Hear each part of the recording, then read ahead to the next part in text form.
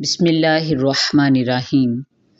حضرت رابعہ بصری رحمۃ اللہ علیہ قرآن پاک کی حافظہ تھیں۔ احادیث مبارکہ اور دینی مسائل کا بہت زیادہ علم رکھتی تھیں، اور اللہ سے دوستی کا یہ عالم تھا کہ ایک دفعہ آپ نماز ادا فرما رہی تھیں۔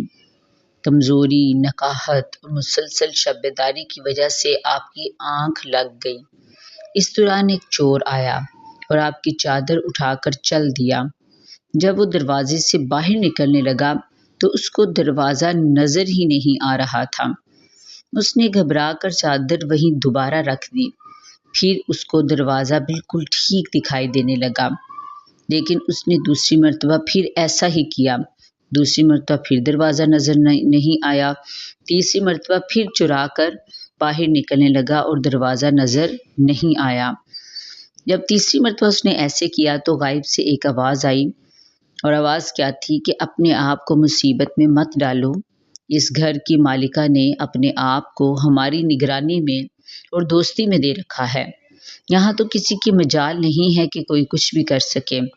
ایک دوست اگر سویا ہوا ہے تو دوسرا دوست تو بیدار ہے۔ سبحان اللہ۔